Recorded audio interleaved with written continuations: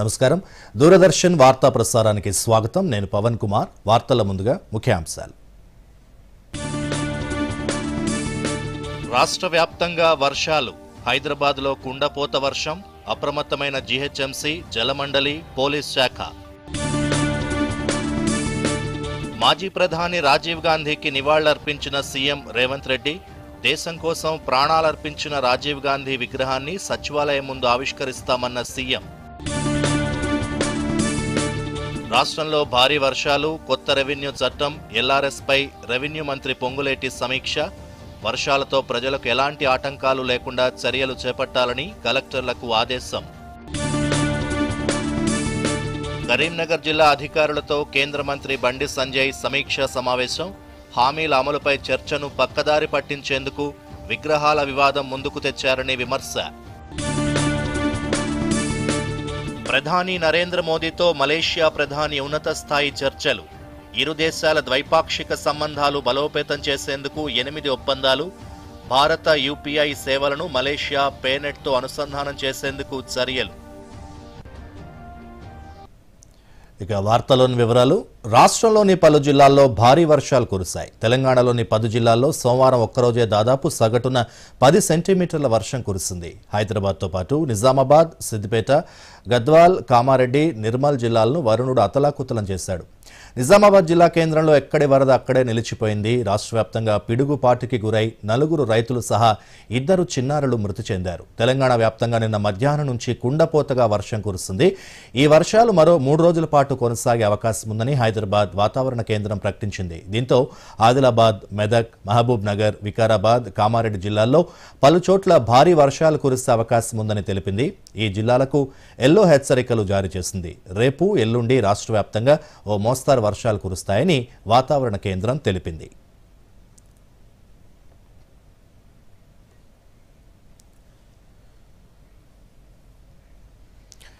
ఇక రాష్ట్రంలో విస్తృతంగా కురుస్తున్న భారీ వర్షాలతో అప్రమత్తంగా ఉండాలని, ప్రజలకు ఎలాంటి ఆటంకాలు లేకుండా తక్షణ చర్యలు చేపట్టాలని రెవెన్యూ శాఖ మంత్రి పొంగులేటి శ్రీనివాసరెడ్డి జిల్లా కలెక్టర్లను ఆదేశించారు.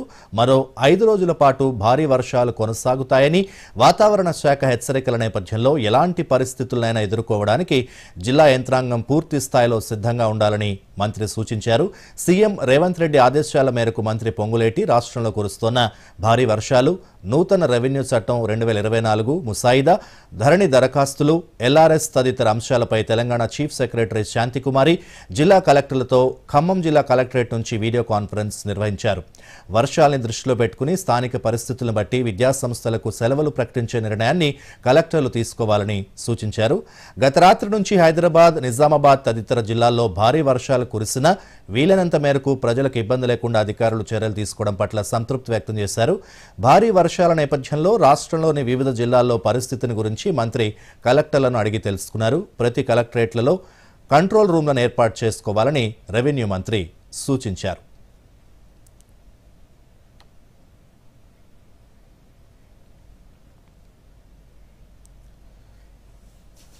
1980వ దశకంలోనే దేశానికి సాంకేతికతను పరిచయం చేసిన వ్యక్తి రాజీవ్ గాంధీ అని ముఖ్యమంత్రి రేవంత్ రెడ్డి అన్నారు. రాజీవ్ గాంధీ జయంతిని పురస్కరించుకుని సోమాజిగూడలోని సహచర మంత్రులు, నేతలతో కలిసి రాజీవ్ గాంధీ విగ్రహానికి ముఖ్యమంత్రి రేవంత్ రెడ్డి పూలమాల వేసి నివాళులర్పించారు.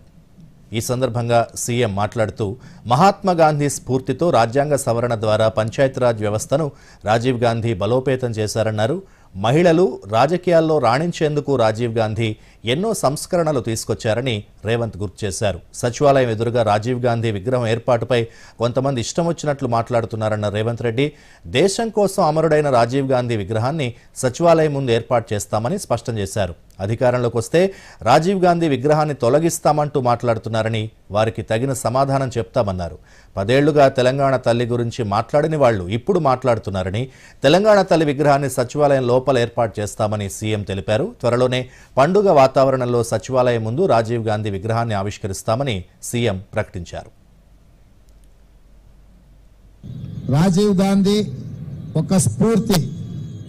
రాజీవ్ గాంధీ గారు సమూలమైన మార్పులకు, విప్లవాత్మక చైతన్యానికి వారు ఆదర్శంగా నిలబడి ఈ దేశంలో పెద్దలు బట్టి విక్రమార్క గారు చెప్పినట్టు పారిశ్రామిక విప్లవం కొంత వెనుకబడ్డ కంప్యూటర్ విప్లవంతోనే కోట్లాది మందికి ఉద్యోగ ఉపాధి అవకాశాలు వస్తాయి, భారతదేశము ప్రపంచంతో పోటీ పడుతుందని గుర్తించి 1980 దశకంలోనే ఈ దేశానికి కంప్యూటర్ని, ఈ దేశానికి సాంకేతిక నైపుణ్యాన్ని, అదేవిధంగా టెలికాం రంగాన్ని ఈ దేశానికి పరిచయం చేసిన గొప్ప స్ఫూర్తి ప్రదాత శ్రీ రాజీవ్ గాంధీ గారు. రాజకీయాలలో, స్థానిక సంస్థల్లో మహిళలకు ప్రాధాన్యం ఉండాలి, సమానమైన అవకాశాలు ఉండాలి అని చెప్పి స్థానిక సంస్థలలో మహిళలకు రిజర్వేషన్లు తీసుకొచ్చి మహిళల్ని పొలిటికల్లీ ఎంపవర్ చేసింది శ్రీ రాజీవ్ గాంధీ గారు. రాజీవ్ గాంధీ విగ్రహం తొలగిస్తే మేము అధికారులకు వస్తే అని అంటున్నాం. ఈ దేశానికి స్వతంత్రం తెచ్చిన కుటుంబము, ఈ దేశం కోసం 2 తరాలు ప్రాణాలు ఇచ్చిన కుటుంబము, ఈ తెలంగాణ రాష్ట్రాన్ని ఏర్పాటు చేసిన కుటుంబము సచివాలయం ముందు కోట్లాది ప్రజలకు స్ఫూర్తిగా అమరవీరుల స్తూపం పక్కన ఈ దేశం కోసం అమరుడైన శ్రీ రాజీవ్ గాంధీ గారి విగ్రహం పెట్టడం సముచితం. మరోవైపు రాజీవ్ గాంధీ విగ్రహాన్ని సచివాలయం ముందు ఏర్పాటు చేసి తీరుతామని ముఖ్యమంత్రి రేవంత్ రెడ్డి స్పష్టం చేయడంపై బీఆర్ఎస్ వర్కింగ్ ప్రెసిడెంట్ కేటీఆర్ తీవ్రంగా స్పందించారు. రాజీవ్ విగ్రహ ఏర్పాటును వ్యతిరేకిస్తున్న కేటీఆర్ తాము అధికారంలోకి వచ్చిన తర్వాత డాక్టర్ బిఆర్ అంబేద్కర్ విగ్రహం పరిసరాల్లో ఉన్న చెత్తా చెదరాన్ని తొలగిస్తామని ఎక్స్లో తెలిపారు. రాష్ట్ర కాంగ్రెస్, ఢిల్లీ అధిష్టానం గులాంలని, అలాంటి పార్టీకి తెలంగాణ ఆత్మగౌరవాన్ని అర్థం చేసుకుంటారని ఆశించలేమన్నారు కేటీఆర్.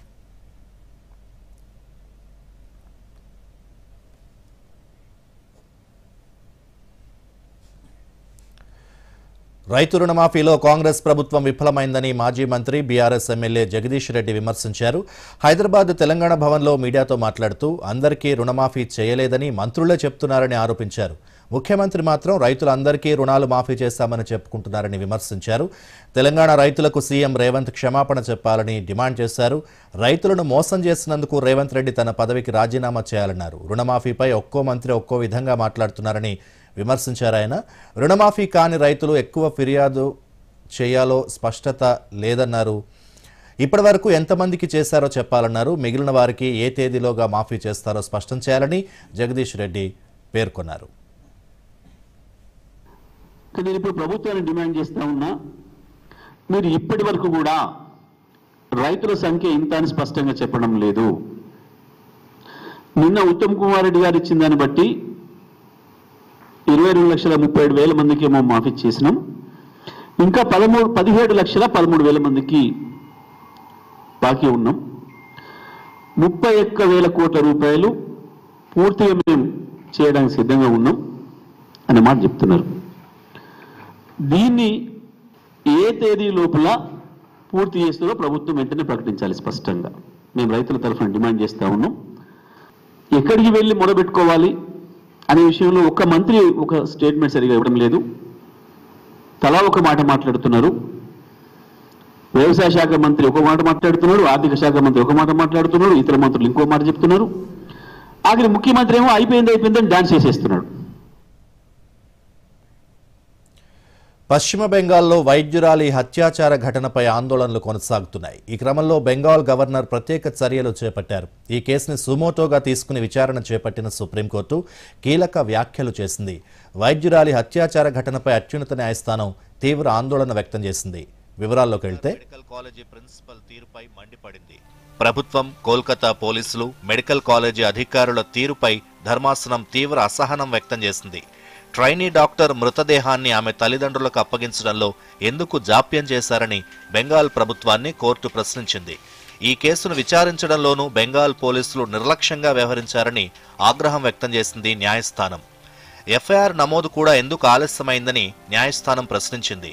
ఈ కేసు దర్యాప్తు స్టేటస్ రిపోర్ట్ను ఆగస్టు 22 కల్లా సమర్పించాలని కోర్టు సిబిఐని ఆదేశించింది.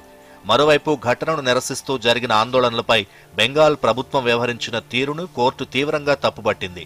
శాంతియుత నిరసనకారులపై అధికారం చెలాయించొద్దని సూచించింది. కేసు తదుపరి విచారణను ఆగస్టు 22వ తేదీకి వాయిదా వేసింది. మరోవైపు దేశవ్యాప్తంగా కోల్కతా ఘటనను ఖండిస్తూ డాక్టర్లు చేపట్టిన సమ్మెతో వైద్య సేవలపై తీవ్ర ప్రభావం పడుతోందని, వైద్యులు వెంటనే సమ్మె విరమించి తమ విధుల్లో చేరాలని సుప్రీంకోర్టు కోరింది. వైద్యులకు పని ప్రదేశంలో భద్రత కల్పించడం కోసం ఓ జాతీయ ప్రోటోకాల్ను రూపొందించడం అత్యవసరమని చెప్పింది. వైద్యుల భద్రత కోసం తీసుకోవాల్సిన చర్యలపై జాతీయ టాస్క్ ఫోర్స్ను సుప్రీంకోర్టు ఏర్పాటు చేసింది. హైదరాబాద్కు చెందిన ప్రముఖ వైద్యులు doctor Nageshwar Reddy, surgeon vice admiral Aarti Sarin, AIIMS Delhi director M Srinivas తదితరులు టాస్క్ ఫోర్స్లో సభ్యులుగా ఉంటారని తెలిపింది.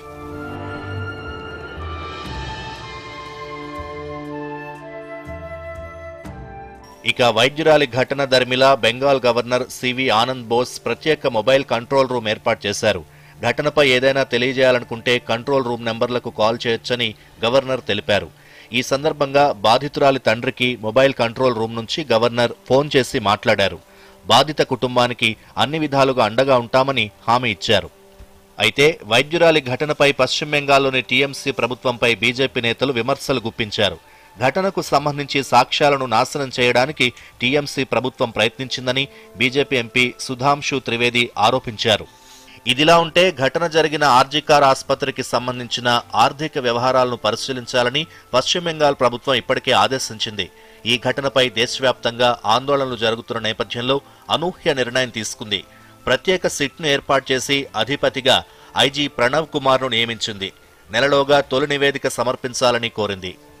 మరోవైపు ఈ కేసు విచారణ నుంచి సీబీఐ అధికారిని తొలగించారని ఓ లెటర్ సోషల్ మీడియాలో వైరల్ అవుతోంది. దీన్ని సీబీఐ కొట్టిపారేసింది. అది ఫేక్ లెటర్ అని, ఎవరు నమ్మొద్దని తెలిపింది. ఆ లెటర్లో పేర్కొన్న వ్యక్తి పేరుతో ఎవరూ సీబీఐలో పనిచేయడం లేదని స్పష్టం చేసింది. అయితే కోల్కతాలో విద్యార్థి సంఘాల ఆందోళనలు కొనసాగుతున్నాయి. ఆర్జీకార్ ఆసుపత్రి ఎదుట ఏబీవీపీ ఆందోళనకు దిగింది. దీంతో కాసేపు ఉద్రిక్తత నెలకొంది.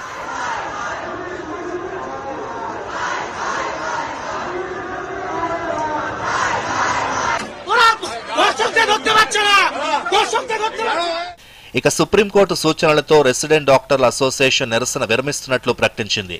వైద్యురాలి అత్యాచారం, హత్య కేసుపై తదుపరి విచారణను ఆగస్టు 22వ తేదీకి సుప్రీంకోర్టు వాయిదా వేసింది. Bureau report, Doordarshan news.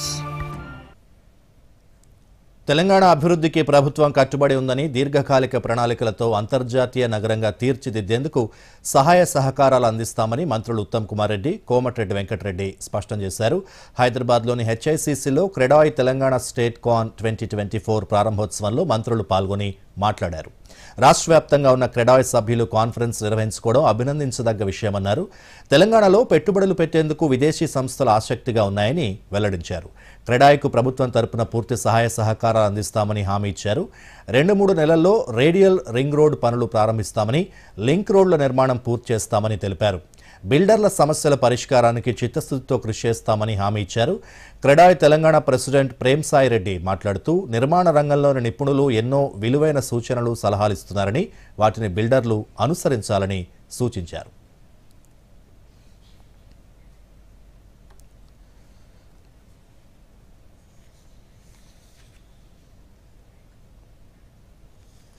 ఇప్పుడు కాసేపు ప్రకటనలు.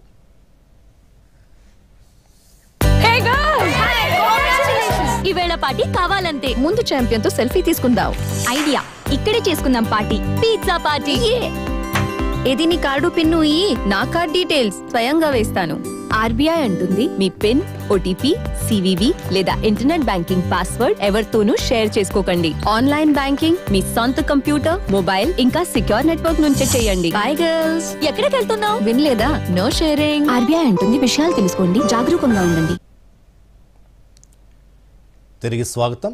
రాష్ట్రంలో రైతు రుణమాఫీ, 6 గ్యారంటీ పథకాల హామీల అమలుపై చర్చను పక్కదారి పట్టించేందుకు విగ్రహాల వివాదం ముందుకు తెచ్చారని కేంద్ర హోంశాఖ సహాయ మంత్రి బండి సంజయ్ ఆరోపించారు. కరీంనగర్ జిల్లా కలెక్టరేట్లో పలు శాఖల ఉన్నతాధికారులతో బండి సంజయ్ సమీక్షా సమావేశం నిర్వహించారు. జిల్లాలో అభివృద్ధి, సంక్షేమ పథకాల అమలు ఏ విధంగా ఉందనే విషయాల్ని అడిగి తెలుసుకున్నారు. సమావేశం తర్వాత మీడియాతో మాట్లాడిన కేంద్ర మంత్రి కరీంనగర్ పార్లమెంటు నియోజకవర్గ సమగ్ర అభివృద్ధికి అధికారులు, కేంద్ర రాష్ట్ర ప్రభుత్వాలు కలిసి సమన్వయంతో పనిచేయాలన్నారు. కరీంనగర్ పార్లమెంటు నియోజకవర్గంలో ఉన్నటువంటి అధికారులందరితో ఒక ఇంటరాక్షన్ ప్రోగ్రాము పెట్టుకోవడం జరిగింది. అధికారులతో వాళ్ళ సూచనలు సలహాలు తీసుకొని తప్పకుండా పార్లమెంట్లో కేంద్ర ప్రభుత్వం ద్వారా చేయాల్సిన అభివృద్ధి, ఈ జిల్లా మీద అవగాహన అధికారులు కాబట్టి అందరూ కలిసిమెలిసి ఇలా పనిచేసే ప్రయత్నం చేస్తున్నారు. కాబట్టి అందరం కలిసి అభివృద్ధి చేసుకోవాలని ఒక లక్ష్యంతో ఈరోజు ఈ సమావేశాన్ని ఏర్పాటు చేసుకోవడం జరిగింది. ఏం చేస్తే ప్రజలకు ఉపయోగకరంగా ఉంటుందని చెప్పి వారు కూడా సూచించడం జరిగింది. తప్పకుండా నెక్స్ట్ రివ్యూలో ఇంకా ఒక ప్లాన్ ప్రకారం ఈ జిల్లాను అభివృద్ధి చేసుకునేటువంటి ప్రయత్నంలో ముందుకు వస్తున్నాం. 70% రుణమాఫీ జరుగుతుందని చెప్పి మొత్తుకుంటే వాళ్ళ నుంచి ఆన్సర్ వస్తలేదు. అధికార పార్టీ నుంచి విమర్శకు ప్రతి విమర్శ వస్తున్నది. మీరు నిజంగా రుణమాఫీ చేస్తే రైతులు ఎందుకు రుణానికి ఆందోళన చేస్తారు? వాళ్ళ బాధలు వాళ్ళు పడుతుంటే ఇప్పుడు విగ్రహాలు స్టార్ట్ అయింది. వాళ్ళు విగ్రహం పెడుతుంటే వీళ్ళు తీసేస్తారట. అది సమస్య అనేది. రుణమాఫీ విషయంలో ప్రజల్లో కూడా చర్చ జరుగుతుంది కాబట్టి ప్రభుత్వం మీద వ్యతిరేకత వస్తుంది కాబట్టి కాంగ్రెస్ పార్టీని కాపాడడానికి బీఆర్ఎస్ పార్టీ రాజీవ్ గాంధీ గారి విగ్రహం సమస్య ఎత్తుకున్నది. అది పెద్ద సమస్య వీరిద్దరికి పుడియా.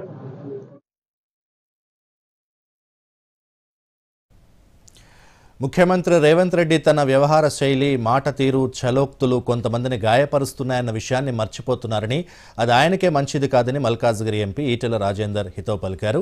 సీఎం మాటలు వింటున్న ప్రజలు వీరేనా తమ ముఖ్యమంత్రి అని బాధపడుతున్నారన్నారు. ప్రైవేట్ టీచర్లపైన సీఎం చేసిన వ్యాఖ్యల్ని ఈటెల ఖండించారు. వాటికి సీఎం వివరణివ్వాలని డిమాండ్ చేశారు. హైదరాబాద్లోని సోమాజిగూడ ప్రెస్ క్లబ్లో తెలంగాణ ప్రైవేట్ టీచర్స్ ఫోరం ఆధ్వర్యంలో జరిగిన తెలంగాణ విద్యాభివృద్ధి, ప్రైవేట్ ఉపాధ్యాయుల పాత్రపై నిర్వహించిన రౌండ్ టేబుల్ సమావేశంలో ఎంపీ ఈటెల రాజేందర్ పాల్గొని ప్రసంగించారు. ప్రైవేట్ స్కూళ్లలో పనిచేసే టీచర్లకు 12 నెలల జీతాలు, హెల్త్ కార్డులు ఇప్పించాలని ముఖ్యమంత్రిని కోరారు. టీచర్లు గొప్ప చదివినా అన్నారు, కానీ అక్కడ ఏముండవు. ఇవాళ ఇక్కడ మాత్రం పిల్లలు మంచిగా పే చేయగలిగే పరిస్థితి ఉన్నారు, చదువుతున్నారు. వీళ్ళని పట్టుకొని ఇవాళ ఇన్సల్ట్ చేయడం అంటే ఎంతవరకు మంచిది ఆలోచించారు. నేను స్వయంగా చూసిన ఇప్పటికీ ఇంతెందుకు గవర్నమెంట్ కాలేజీలలో, గవర్నమెంట్ స్కూళ్ళలో పనిచేసే గెస్ట్ లెక్చరర్లు కూడా 8 నెలల జీతమే వస్తాను, 8 మంత్ జీతం. నేను మాట్లాడాను దాని మీద లాస్ట్ అసెంబ్లీలో నేను ఉన్నప్పుడు. లాస్ట్ టైం మీరు మాట్లాడాను, అయ్యా ముఖ్యమంత్రి గారు, పాల బిల్లు, ఇల్లు కిరాయి, పిల్లల ఫీజులు, కరెంటు బిల్లులు ఎవ్రీ మంత్ ఉంటాయి కదా. 8 నెలలకే ఉంటాయా? ఇల్లు కిరాయి 8 నెలలు తీసుకుంటారా? సో ఉండాలి మనం. అసలు ప్రభుత్వాలు ఎట్లా ఆలోచించాలనేటువంటిది కొంచెం అది ఉండాలి. 12 నెలల జీతం ఇవ్వమని చెప్పి నేను కోరినా. గవర్నమెంట్ కాలేజీలో స్కూల్లో పనిచేసే వాళ్ళకు 12 నెలల జీతాలు ఇవ్వమని చెప్పి కోరినాను. ఇవన్నీ ప్రైవేట్ స్కూల్ కూడా కోరుతున్నాం. మీరు ఎన్ని కొంతమంది బాగా బ్రహ్మాండం సంపాదించే వాళ్ళు ఉండొచ్చు, కొంతమంది సంపాదించే వాళ్ళు ఉండొచ్చు, కానీ పనిచేసే టీచర్లు కన్నీళ్లు పెట్టుకుంటా కుమిలిపోయి నౌకరీ చేసే పరిస్థితి ఉండద్దని కోరుకుంటున్నాను.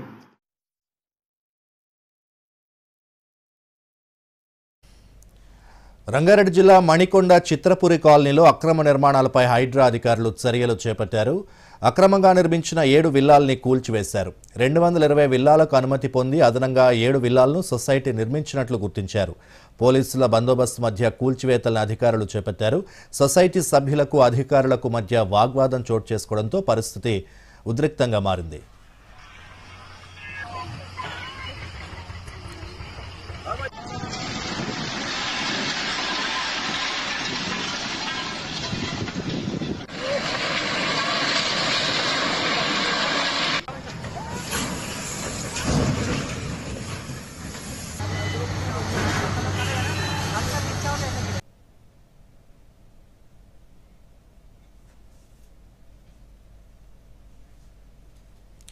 అయితే హైడ్రా ఆలోచన బాగున్నా కూడా ఆచరణలో మాత్రం సరైన తీరు లేదని బీజేపీ ఎమ్మెల్యే వెంకటరమణారెడ్డి ఆగ్రహం వ్యక్తం చేశారు. మంగళవారం ఆయన మీడియా సమావేశంలో మాట్లాడుతూ సామాన్య ప్రజలకు తమ భూమి శిఖం భూమిలో ఉందా, బఫర్ జోన్లో ఉందా అనేది తెలియదని, కష్టపడి సంపాదించిన సొమ్మంతా పెట్టి భూమి కొంటారని, అధికారులు చేసే పనుల వల్ల సామాన్య జనం ఇబ్బంది పడే పరిస్థితి వచ్చిందని వెంకటరమణారెడ్డి ధ్వజమెత్తారు. గత ప్రభుత్వ తప్పిదాలకు ప్రజల్ని బలిపశువులు చేస్తారన్న వెంకటరమణారెడ్డి రేవంత్ రాత్రికి రాత్రి తీసుకున్న నిర్ణయంతో సామాన్య ప్రజలు నష్టపోతున్నారని అన్నారు. చెరువుల్లో కట్టడాలకు అనుమతి ఇచ్చిన వారికి బేడీలు వేసి జైల్లో వేయాలి, అప్పుడే మిగతా వారికి భయం వస్తుందని పేర్కొన్నారు. ప్రభుత్వం కడతదా, పర్మిషన్ ఇచ్చిన అధికారులు కడతారా అనేది ఒక్కసారి ఆలోచించాలి. ఒక 50,000 40,000 సాఫ్ట్వేర్ ఇంజనీర్ కావచ్చు, లేకపోతే నెలకు ఒక 20,000 సంపాదించే ఆటో డ్రైవర్ కావచ్చు, లేకపోతే నెలకు 1,00,000 రూపాయలు సంపాదించే ఒక ఉద్యోగి కావచ్చు, ప్రైవేట్ సెక్టార్లో ఉన్న వాళ్ళు కావచ్చు, వీరందరికీ ఏం సమాధానం చెప్తారనేది కూడా ఒకసారి ఆలోచించాల. ప్రభుత్వము అప్రూవల్ ఇచ్చి ప్రభుత్వంలో ఉన్న ప్రభుత్వ అధికారులు ఇచ్చినటువంటి లేఅవుట్ అప్రూవల్స్ ఏవైనా ఉన్నప్పుడు ఆ లేఅవుట్ అప్రూవల్లో రిజిస్ట్రేషన్ తీసుకొని బ్యాంక్ లోన్లు తీసుకున్నటువంటి ప్రజల ఇల్లు కూలగొడితే ఇవాళ మార్కెట్ రేట్ ప్రకారంగా మీరు కాంపెన్సేషన్ కట్టాల్సిందే. అర్హులైన రైతులందరికీ రుణమాఫీ చేయాలని కోరుతూ జగిత్యాల జిల్లా మెట్పల్లిలో రైతు ఐక్యవేదిక ఆధ్వర్యంలో ధర్నా జరిగింది. ధర్నాలో మెట్పల్లి, ఇబ్రహీంపట్నం, మల్లాపూర్ మండలాల రైతులు పాల్గొన్నారు. ఎలాంటి షరతులు లేకుండా రైతులకు రుణమాఫీ ఇవ్వాలని నినాదాలు చేశారు. రోడ్డుపై 2 గంటల పాటు జరిగిన ధర్నాలో 5 కిలోమీటర్ల వరకు వాహనాలు నిలిచిపోయాయి. పోలీసులు జిల్లా వ్యవసాయ అధికారులతో మాట్లాడించి రైతులతో ధర్నాను విరమింపజేశారు. ఈ సందర్భంగా రైతు ఐక్యవేదిక జగిత్యాల జిల్లా అధ్యక్షుడు నల్లా రమేష్ రెడ్డి, ఇతర రైతులు మాట్లాడుతూ రాష్ట్ర ప్రభుత్వం ఎన్నికల సమయంలో హామీ ఇచ్చిన ప్రకారం రుణమాఫీ చేయాలని కోరారు. రేషన్ కార్డు ప్రామాణికంగా తీసుకోకుండా అర్హులైన రైతులందరికీ బేషరతుగా రుణమాఫీ చేయాలని వారు డిమాండ్ చేశారు. వీళ్ళందరి ఐక్యతతోటి ఏదైనా చేయొచ్చని రైతు రుణమాఫీ గురించి ఈరోజు ఇక్కడ కూర్చోవడం జరిగింది. ఎలాంటి బేషరతులు లేకుండా 2 లక్షల రూపాయలు రుణమాఫీ చేస్తని చెప్పిండు కాబట్టి ఎలాంటి బేషరతులు లేకుండా, రేషన్ కార్డు లేకుండా, ఏది లేకుండా బేషరతుగా రుణమాఫీ చెయ్యని ఎడల రేపా ఎల్లుండా కామారెడ్డిలో కూడా ధర్నా ఉన్నది. దానికి ఆడికి కూడా పోతాం. జిల్లాకు మండలకు కూడా ధర్నాలు బాగా ఇంకా ఉధృతంగా చేస్తాం. దీన్ని ఖచ్చితంగా అసెంబ్లీ ముట్టడి దాకా కూడా తీసుకెళ్లడానికి రైతు ఐక్యవేదిక తరఫున రైతులందరూ ముఖమ్మడిగా ఉండి ఖచ్చితంగా మాది రైతు రుణమాఫీ దాకా మాత్రం ఖచ్చితంగా కొట్లాడతాం. దీనికి మాత్రం ఏడ తగ్గేది లేదు, ఎవరిని విమర్శించేయలేదు, ఎవరిని జోకొట్టేది లేదు. మా హక్కుల గురించి మేము మాట్లాడుతున్నాం. మా హక్కులు మాకు కావాలి. పార్టీల ఖచ్చితంగా ఇక్కడికి వచ్చిన వాళ్ళందరూ రైతులే, పార్టీల ఖచ్చితంగా వచ్చిన వాళ్ళే. ఏ పార్టీ తరఫున వచ్చిన రైతులు కాదు వీళ్ళు. ఖచ్చితంగా పార్టీలు ఖచ్చితంగా ఈ కండువా వేసుకొని ఎక్కడికైనా పోయి ఉద్యమం చేస్తాం.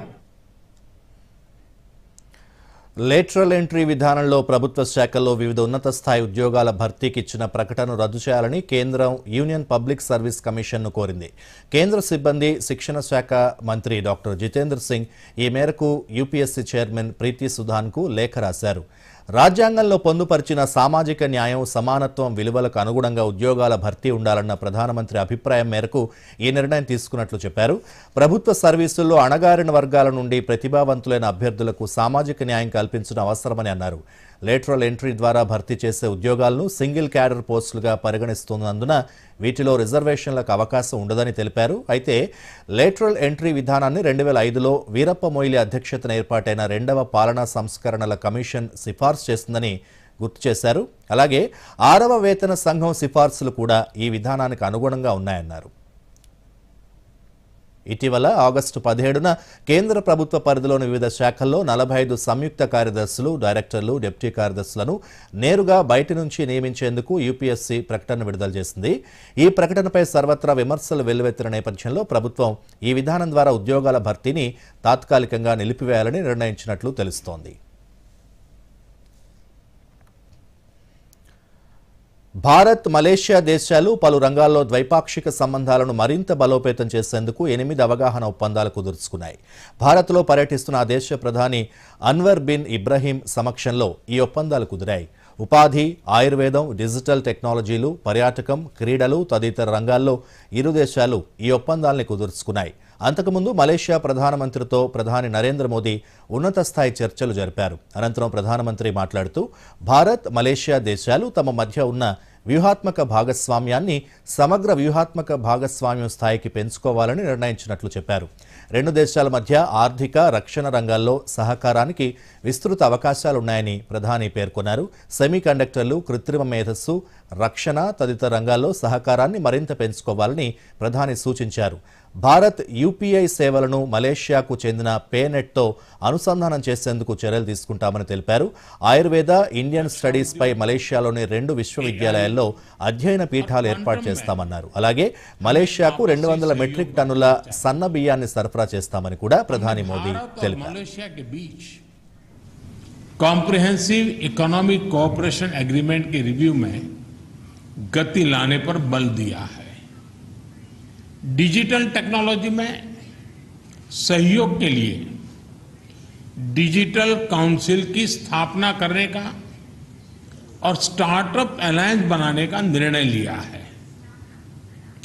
भारत के यूपीआई और मलेशिया के पे नेट को जोड़ने के लिए भी काम किया जाएगा। आज सीईओ फोरम की मीटिंग से नई संभावनाएं सामने आई है। इंडो पैसिफिक क्षेत्र మరోవైపు మలేషియాలో పనిచేస్తున్న భారత కార్మికుల శ్రేయస్సు కోసం కేంద్రం మలేషియా ప్రభుత్వంతో కీలక అవగాహన ఒప్పందం కుదుర్చుకుందని విదేశాంగ శాఖ కార్యదర్శి జయదీప్ మజుందార్ తెలిపారు.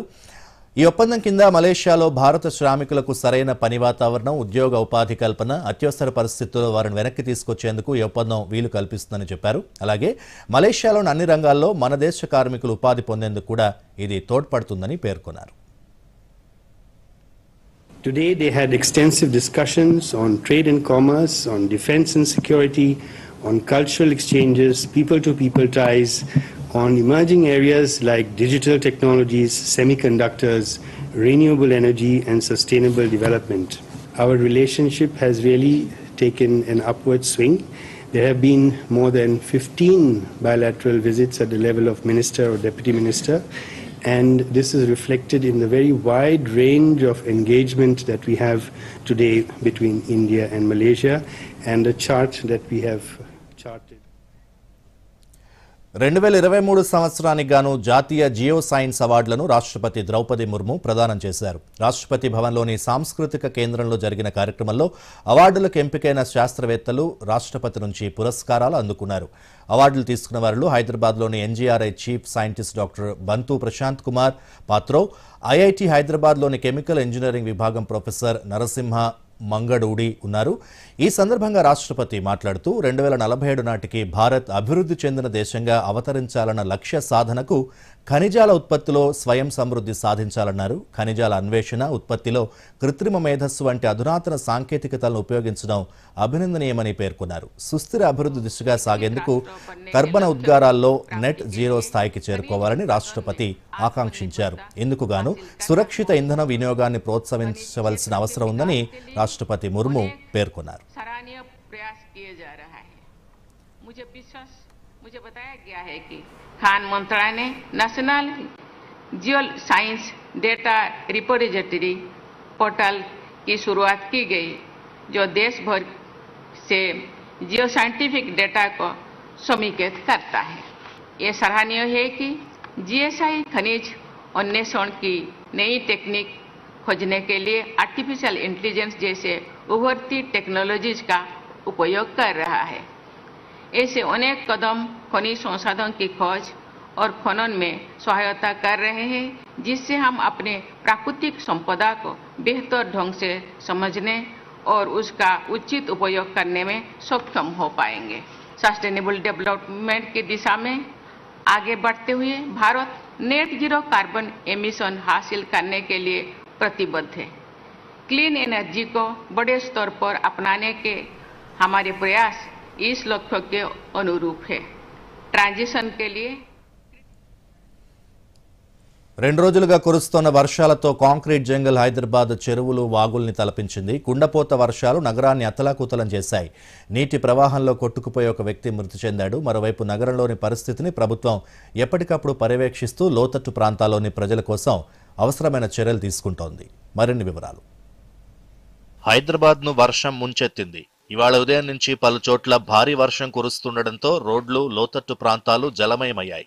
దీంతో అలర్ట్ అయిన జీహెచ్ఎంసీ ప్రజలకు హెచ్చరికలు జారీ చేసింది. అధికారులు అప్రమత్తంగా ఉండాలని సూచించింది. ఏదైనా సమస్య ఉంటే టోల్ ఫ్రీ నంబర్ 040211111 900011136667ను సంప్రదించాలని సూచించింది. కాగా తెల్లవారుజాము నుంచి భారీ వర్షం కురుస్తోంది. ఉదయం 6:30 వరకు పలు ప్రాంతాల్లో 120 మిల్లీమీటర్ల వర్షం నమోదైంది. పలు చోట్ల 80 నుంచి 120 మిల్లీమీటర్ల వర్షపాతం నమోదైంది. దీంతో రోడ్లన్నీ చెరువుల్ని తలపించాయి. వరద ఉధృతికి ఓ వ్యక్తి బైక్తో పాటు కొట్టుకుపోయిన ఘటన రామ్నగర్లో చోటు చేసుకుంది. 2 యువకులు అతన్ని నీటిలో నుండి బయటకు తీశారు. చాలా చోట్ల మోకాళ్ల లోతు వరకు నీరు చేరి రాకపోకలకు ఇబ్బందిగా మారింది. మలక్పేట్ రైల్వే స్టేషన్లో ఆర్ఓబి ఉప్పొంగడంతో ఇరువైపులా ట్రాఫిక్ జామ్ ఏర్పడింది. మలక్పేట్ రైల్వే స్టేషన్ నుంచి ముసారంబాగ్, సంతోష్ నగర్, కోటి వైపు, చాదర్ఘట్ వరకు వాహనాలు నిలిచిపోయాయి. ఉస్మానియా మెడికల్ కాలేజ్ రోడ్డుపై నీరు నిలవడంతో ట్రాఫిక్ జామ్ అయింది. లోతట్టు ప్రాంతాల ప్రజలు తీవ్ర ఇబ్బందులు పడుతున్నారు. మరో 2 రోజులు వర్షాలుంటాయని వాతావరణ శాఖ హెచ్చరికలతో జీహెచ్ఎంసీ, పోలీస్, జలమండలి అధికారులు అప్రమత్తమయ్యారు. జలమండలి జీఎం, డీజీఎం, మేనేజర్లతో MD Ashok Reddy Zoom meeting నిర్వహించారు. క్షేత్రస్థాయిలో పర్యటించాలని, వాటర్ లాకింగ్ పాయింట్స్ పై ప్రత్యేక దృష్టి పెట్టాలని ఆదేశించారు. ముంపు ప్రాంతాల్లో నీటి నాణ్యత పరీక్షలు నిర్వహించాలని, వీలైన చోట్ల క్లోరిన్ బిళ్లల పంపిణీ చేయాలని సూచించారు. ముంపు ప్రాంతాలకు ట్యాంకర్ల ద్వారా నీటిని పంపిణీ చేయాలని ఆదేశించారు. ఏవైనా సమస్యలుంటే కస్టమర్ కేర్ నెంబర్ 1555313కి ఫోన్ చేయాలని ప్రజల్ని కోరారు. మ్యాన్హోళ్లను ఎట్టి పరిస్థితుల్లోనూ తెరవొద్దని ప్రజలకు సూచించారు. నిన్నటి నుండి కురుస్తున్న వర్షాల కారణంగా హుస్సేన్ సాగర్లో నీటి మట్టం పెరిగింది. ఎఫ్డిఎల్ లెవెల్ 513.41 మీటర్లు కాగా ప్రస్తుతం వరకు 513.6 మీటర్లకు వాటర్ లెవెల్ చేరింది. దీంతో హుస్సేన్ సాగర్ జలాశయం నిండుకుండలా మారింది. వరద ఉధృతి పెరగడంతో అధికారులు పైనుండి దిగువకు నీటిని విడుదల చేస్తున్నారు. నీటి విడుదల సందర్భంగా దిగువ ప్రాంతాల ప్రజల్ని అప్రమత్తం చేశారు. మరోవైపు హుస్సేన్ సాగర్ ఎఫ్టిఎల్ లెవెల్ను హైదరాబాద్ డిప్యూటీ మేయర్ మోతే శ్రీలతారెడ్డి పరిశీలించారు. వరద ఉధృతి పెరగడంతో హుస్సేన్ సాగర్ నీటిని దిగువకు విడుదల చేస్తున్నామన్నారు. దిగువ ప్రాంతాల్లో కూడా ప్రజలను అధికారులు అప్రమత్తం చేస్తున్నామని వివరించారు. ఎక్కడా ఎలాంటి ప్రమాదాలు సంభవించకుండా ఎమర్జెన్సీ టీంలను అలర్ట్గా ఉంచామని వెల్లడించారు. రామ్నగర్లో జరిగిన సంఘటనపై ముఖ్యమంత్రి దృష్టికి తీసుకెళ్లి వారి కుటుంబానికి న్యాయం జరిగేలా చూస్తామన్నారు. ఇంకెక్కడ అలాంటి ప్రమాదం జరగకుండా చర్యలు తీసుకుంటున్నామని క్లారిటీ ఇచ్చారు. Bureau report, Doordarshan news. Doordarshan Yadagiri వార్తలను ఇప్పుడు సోషల్ మీడియాలో కూడా చూడొచ్చు. యూట్యూబ్ అయితే డిడి న్యూస్ తెలంగాణ, ఎక్స్ వేదికగా అయితే DD news Telangana @DD Yadagiri news, Facebook అయితే డిడి న్యూస్ తెలంగాణలో చూసి సబ్స్క్రైబ్ చేసి లైక్ చేయండి, షేర్ చేయండి.